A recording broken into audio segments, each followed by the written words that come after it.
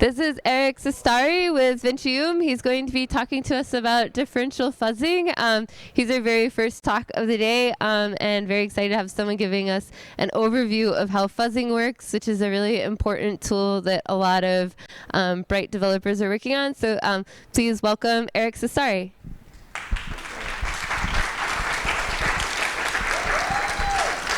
Thanks. So I will talk about differential fuzzing, and I'll also give an introduction to fuzzing. So it's very important to know what is fuzzing, because the next presentation about fuzzing will not introduce again about fuzzing. So I'll first start with an example. Imagine if you have two different implementations for Bitcoin nodes that we have. Imagine Bitcoin Core and BitCG in the same height, in the same block. When they receive the next block, imagine if some of them verify it differently. So one would reject and the other Bitcoin node will accept it, which means it's gonna have a chain split. So the same input in the network would give the different behavior. So the BitCG node would be hard forked because it's behaved differently. And so it could give a network partition. Maybe you could do some double spend attacks if that happens. So traditional approach to detect this would be waiting for use to report the bug, or do some manual cross implementation testing, and basically be reactive for the bugs that's being reported. So it would be nice if you had a way to systematically find those bugs, and that's what we use. We use differential fuzzing to do that. So who am I? So I'm Erick Cestari, and I'm Bitcoin Fuzz maintainer with Bruno, and we have found more than 50 bugs just by doing differential fuzzing there. And I have been doing some security research and made some responsible disclosures to the bugs I have found. And I'm Vitium grantee. So we have a concept in testing that's basically the black box, gray box, and white box, which basically means how much you know the internals of the code. So black box, you will basically not know anything about the inside of the code. So you only know the interface, the input you give, and the output you receive. The white box, basically you know everything that's inside the code. And the gray box, which is basically the hardest one, or the strange one. It's you have partial knowledge, but this one is very important to fuzzing, as we will see. We have the first fuzzing was monkey test, which basically you just provide random values to a function for targets you want to test, and you don't know anything about the internal, how it works. You just provide the random bytes and see if it's gonna crash or not. So the idea here is a black box testing, because you don't know anything about the code, and you just provide random inputs, just like a monkey, randomly pressing buttons. So we have coverage guide fuzzing, which is basically all fuzzing is made in this way, because it's a smarter way than just providing random inputs, which basically we give an input to a target or something we want to test, and then we can get some feedback from it, and the fuzzer can start learning the best inputs to cover more code. And it's a gray box, because you get some feedback from the internals and how the function works. So we have the corpus, which is basically a database or a file system where you put the inputs you have found.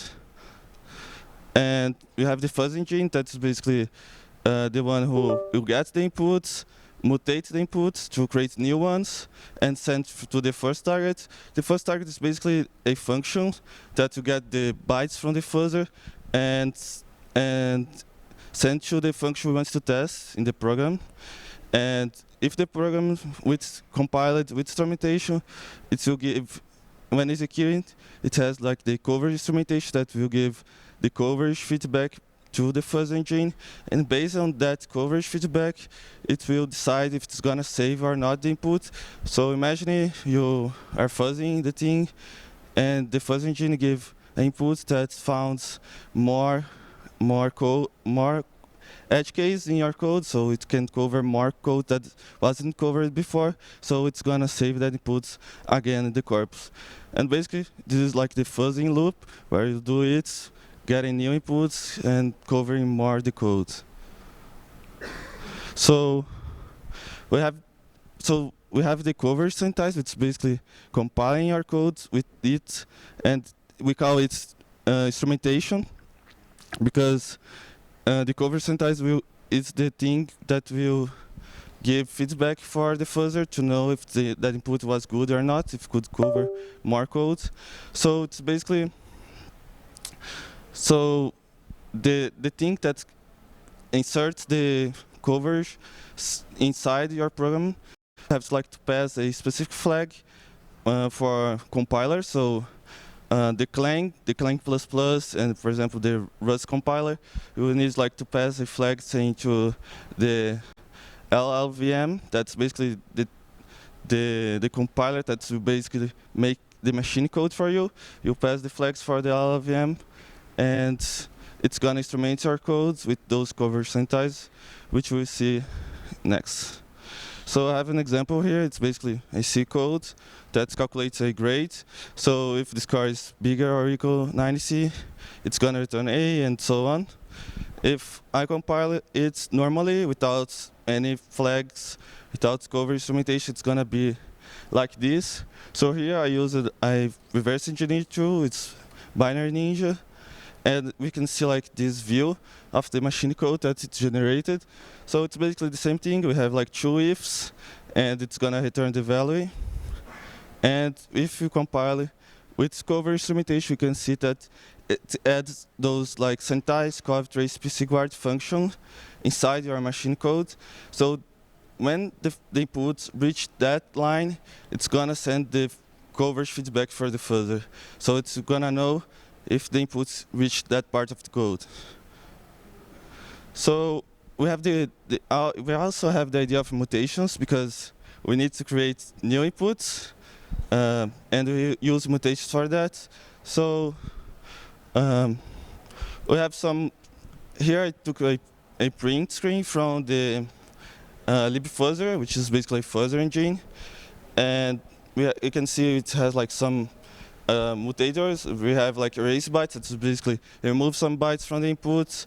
Change bytes is basically change bytes, and there is insert bytes, copy part, crossover, and so on.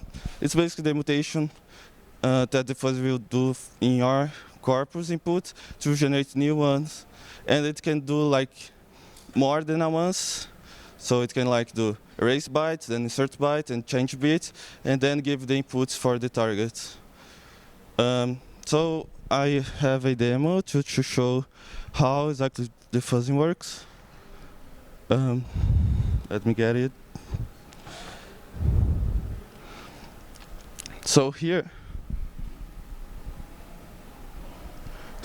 I have a code that basically, this is the interface for libfuzzer.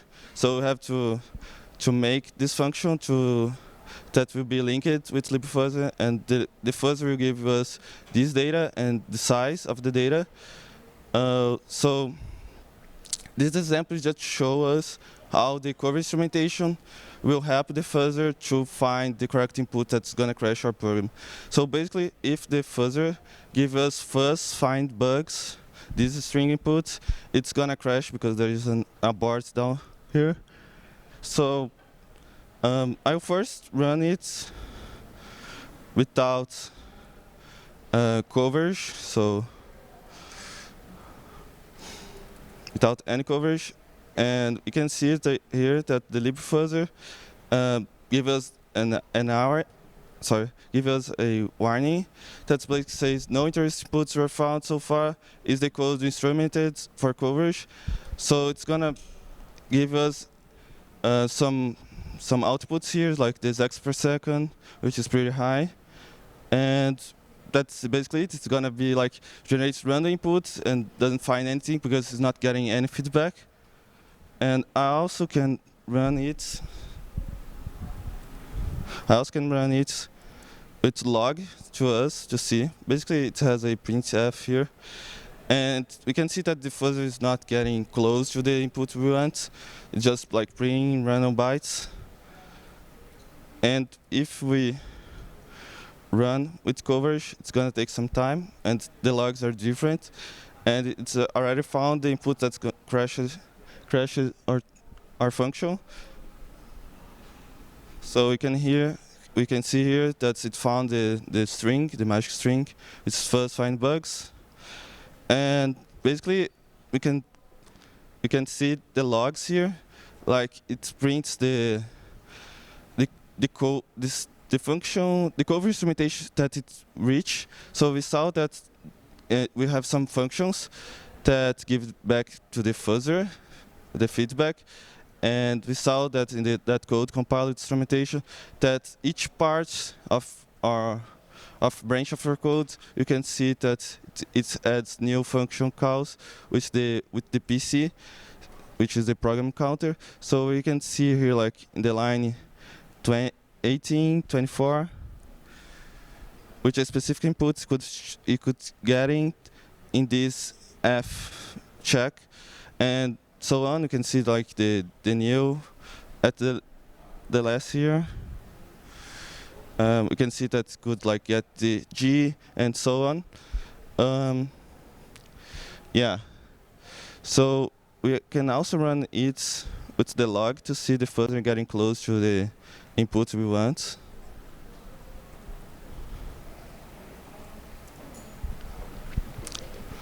So running it's gonna crash. So you can see that the fuzzer, like, it's getting close to the inputs we want and getting the feedback from the inputs it gives until it finds the crash input and stop the fuzzer loop. Yeah, it's basically it. So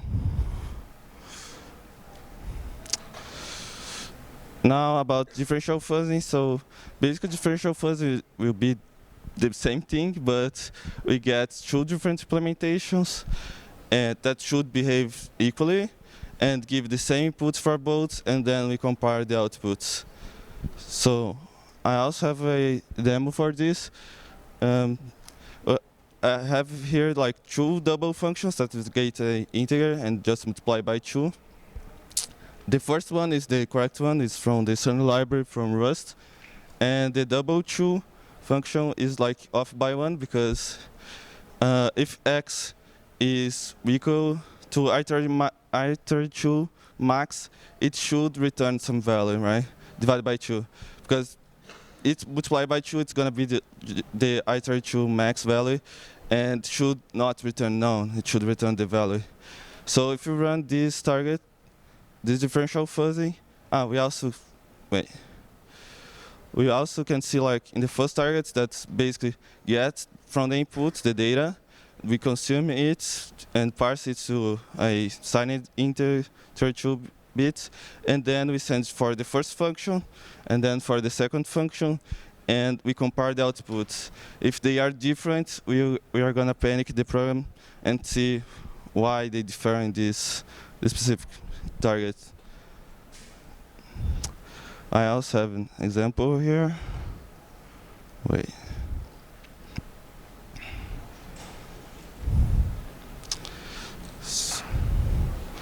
I'm gonna just delete this. So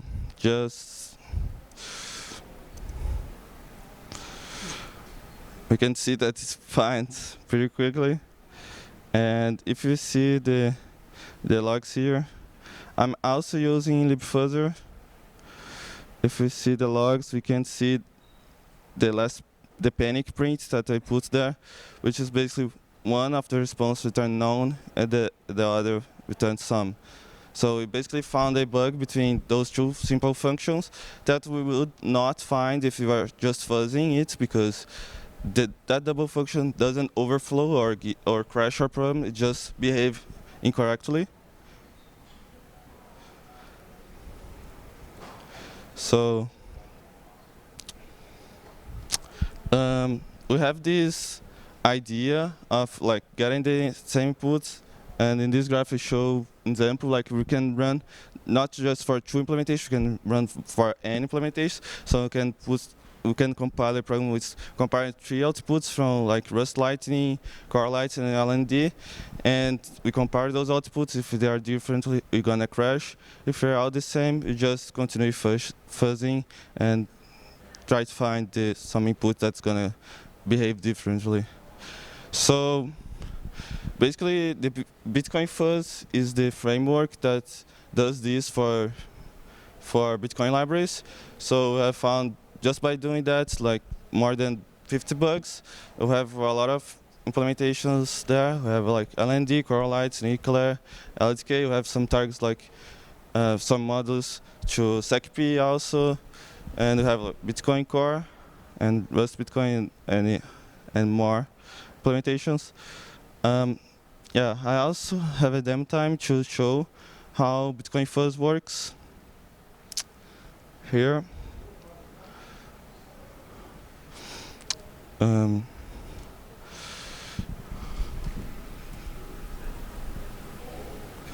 We can see the driver CPP here, which is basically one of the most important files in the Bitcoin Fuzz, which will basically define which target we want to run. So, for example, initialize invoice, which is right here. And this buffer is basically the inputs that the fuzzer gives us, is just raw bytes. And then you can like do a for loop here, taking the implementations. Oh, it's small, right? You can do like a for loop here, and then we get the value. And if the value is different, we are gonna crash with this assert. So I want to run Bitcoin Fuzz with, let's see, with LND and LDK. So we pass the flags, the models we want to compile and test with. Just these two. I will compile the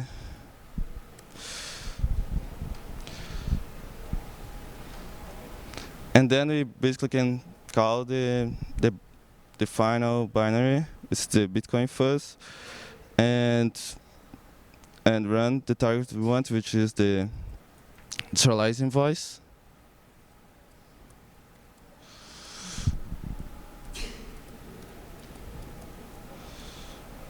So we can see that's gonna getting coverage.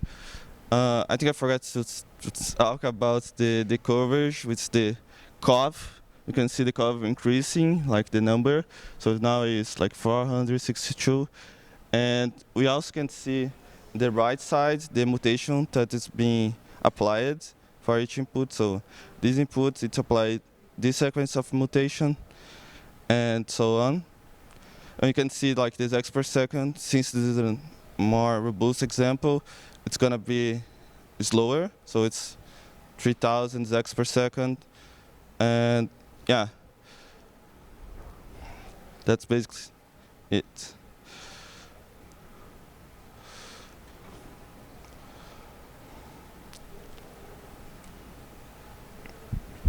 So by doing differential fuzzing in the Lightning implementation, you can find edge case that the implementation didn't note. So basically, I have found some and reported to the bots and updated the bots to be more clear about those edge cases, because the implementations are behaving differently, and they have the bots to say how they should behave.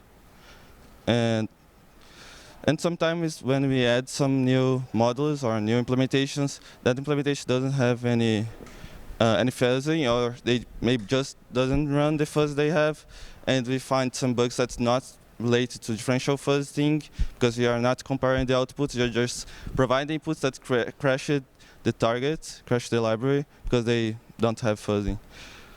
And sometimes we found some very small bugs that doesn't hurt the implementations, but it blocks our fuzzing, because when we want to get deeper states, it's gonna be crashing all the time for that small little bug. It's a bit annoying, because we have like to wait for that be fixed.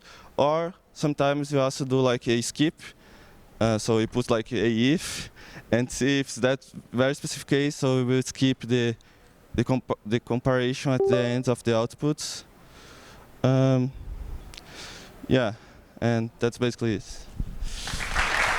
Thanks.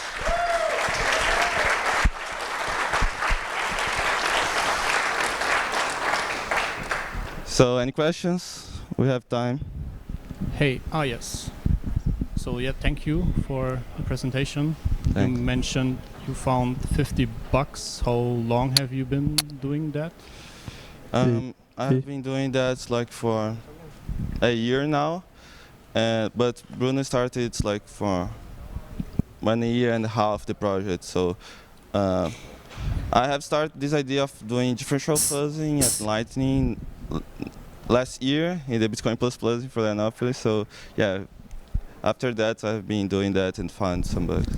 Oh wow! So 50 bucks in 1.5 years. Yeah, true. Are you doing this alone, or do you have other people? Basically, me and Bruno and Matt Morehouse have been helping to review the pull requests I've been making related to Lightning, and we have some contributors that show and help us to build new things.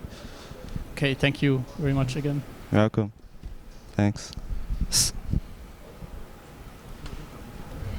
Hey.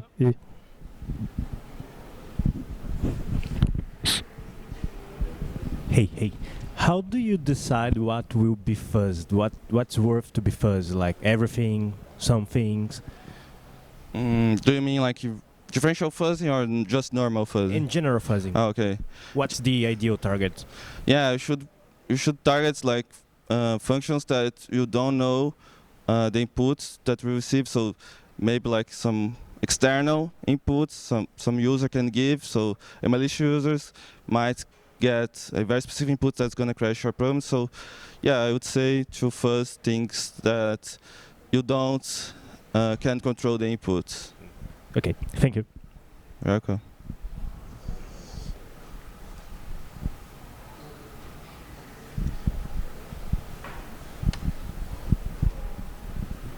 So if I got this correctly, you talked about doing differential fuzzing across different implementations. So have you tried doing something like different combinations of operating system, compiler, and ABI? Yeah, it's a good question. Yeah, we didn't try it yet, but we should probably try. One thing that we've been doing, which is a proof of concept of one of the BDL2 students, which is basically doing differential version based fuzzing. So we have like lib Bitcoin kernel, and you can do like differential fuzz between those. And if they behave different, it's like a very consensus bug, right? That's amazing. Amazing. Thank you. You're welcome. Thanks. Do you have like a roadmap of this, like something new that you will try in the next months or year? Sorry, I didn't get the word like you. Like a roadmap, like an... roadmap. Actually, no, I have like some issues on the Bitcoin Fuzz repo that it's just some ideas to add new targets or new modules, but we don't have like a fixed roadmap for that. But if you have some ideas to add new libraries, things, it will be happy to create an issue there, and we would work on that. Me again. How do you decide which fuzz engine you should use, and for which case, like HongFuzz, libfuzzer? Do you know the difference in which case they are optimal for each scenario and things like this? Yeah, great question. So libfuzzer is not maintained anymore. They just fix bugs if they found something, and it's like a older fuzzer, but it's one of the most easiest to integrate with your project. We also have like AFL++, which is, I would say, it's like the most like production one, where you should like run it like for a long time, like days, months, or weeks. And I would say like the AFL++ would be like the best, but you can also run multiple fuzzers, and that would like be the ideal, because some fuzzers are better in some things to get some things, and others are better in other things. So I would say like if you can run for the three fuzzer, the main fuzzer like HonkFuzz, libfuzzer, and AFL++, you should do it. Okay, thank you.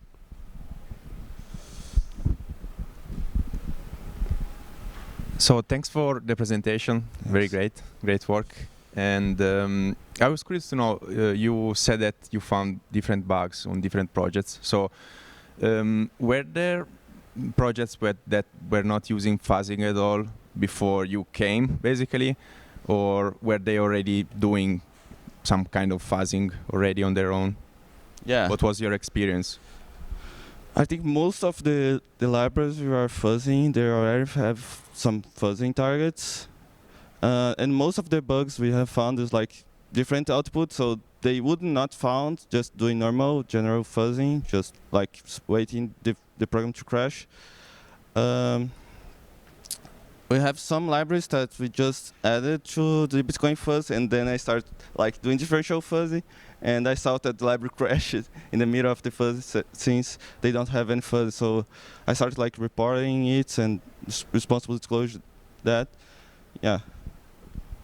So, and a follow-up question about the Bitcoin fuzzing project. So, is your idea like to add new targets as you keep working on this for these different projects and libraries?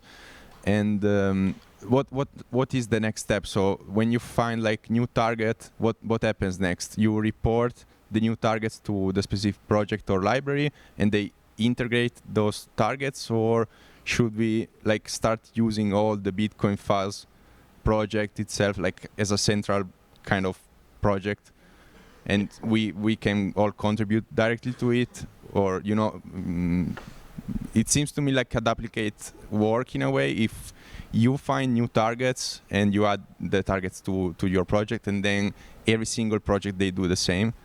Yeah, so it was not clear to me this like workflow in that sense. Yeah, normally the libraries doesn't have any differential fuzzing, so bitcoinconf is basically for that, to make it easier to do differential fuzzing between a lot of libraries.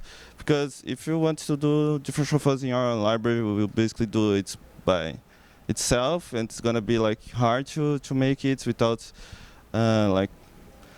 without having the framework we build. So yeah, I would say that most of libraries are not interested in doing differential fuzzing in the repository, because it would like be maybe a maintenance burden, and it's easier like just integrate with bitcoinconf. And we have been doing that and find bugs and just reporting it safely. Obrigado. Nada. So I think that's it. Thanks.